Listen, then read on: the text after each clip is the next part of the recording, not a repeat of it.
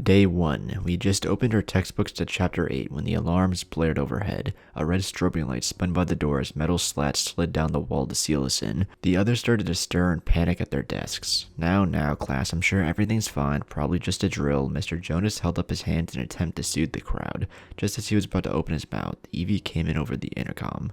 Level 3 contagion located in the south quadrant of campus. Lockdown protocol is now in effect. Isolation protocol is now in effect. Oh no.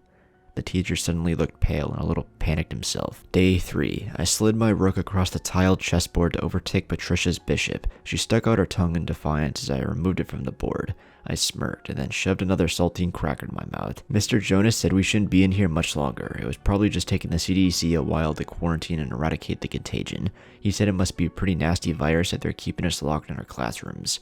We have enough snacks for another day or so. It's been difficult to ration properly when all you have are crackers, candy, and canned spray cheese. Overall, though, we're keeping our hopes up, which was all we could really do. Stay positive, for now. Day 5. The room was starting to smell foul. We designated some buckets in the corner as the bathrooms, and they were about half full and beyond putrid. We ran out of food last night. My stomach rumbled with hunger, but I did my best to ignore it. I didn't feel like playing chess or reading anymore. Instead, I just napped at my desk as much as possible to pass the time. I was hoping at any moment I'd be awoken to the doors opening so that I could go home. I missed my parents. Mr. Jonas was losing his composure too. He had been pretty put together up to this point and ensuring we were all calm, but his eyes looked a little wild now, and he kept pacing the room talking to himself. A few times I heard him cursing under his breath and then reciting prayers. I really hope we get out of here soon. Day 8. Bang, bang, bang. A pounding sound coming from the other side of the room pulled me from my dreams. Bang, bang, bang. I stayed still to appear asleep, but cracked my eyes just enough to watch as the biology teacher smashed a chair against the steel door over and over again. Bang, bang, bang. He was really losing it.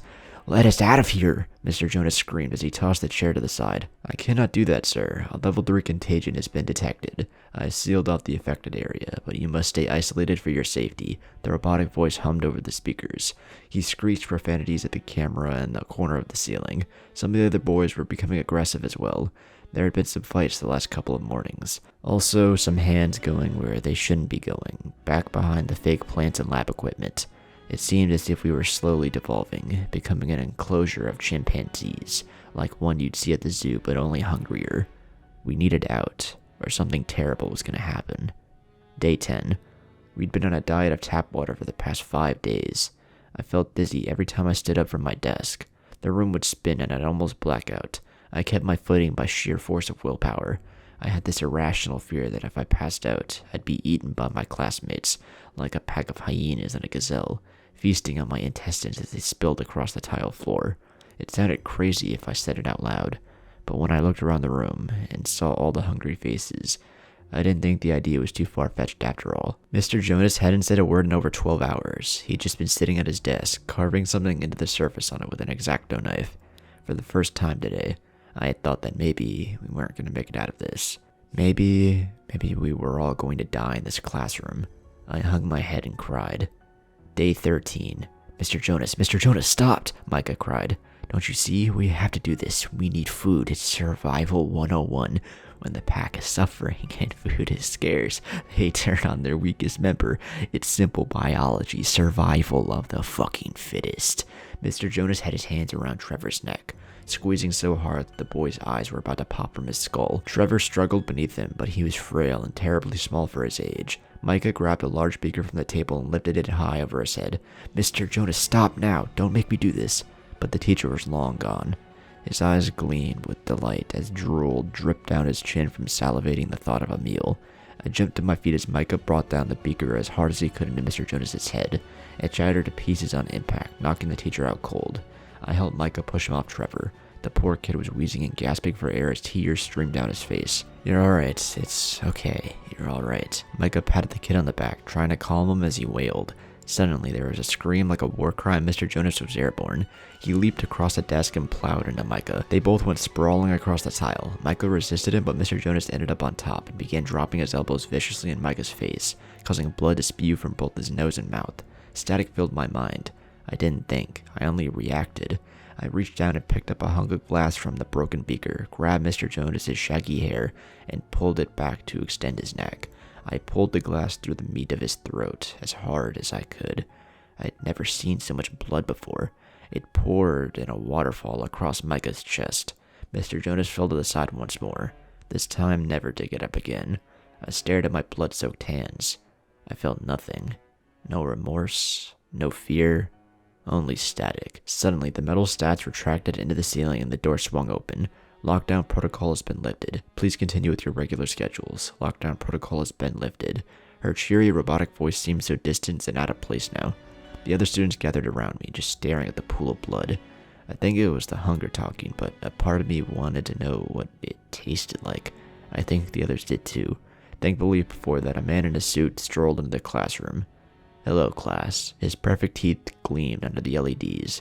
Before we could say anything, a team of adults in overalls poured into the room. Some began taking pictures of everything. Others started cleaning up Mr. Jonas.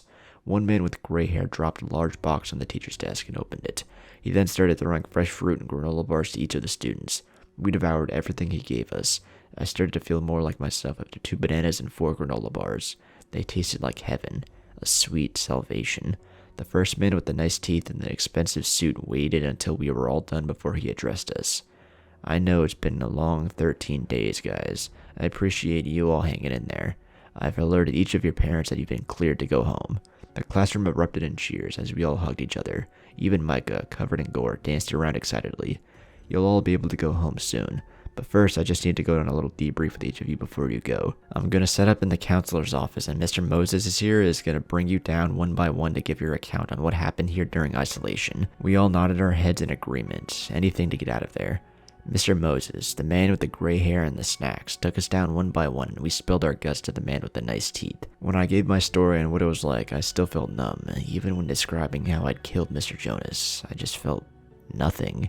It wasn't until I got home that evening that I'd broken down and wept. Once I was in my mother's arms, I cried and cried until I couldn't anymore.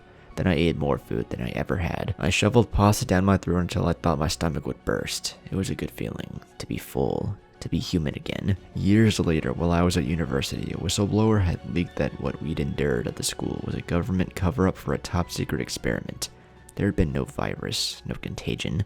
It began as an experiment to test the artificial intelligence system they had at the school, but then it morphed into a social experiment to see how long we would last before someone was murdered or severely harmed, to test the boundaries of civility and moral character under immense pressure, just in case there was a real issue with the code in the AI and the scenario became a reality elsewhere. When I'd killed Mr. Jonas, it had ended the experiment.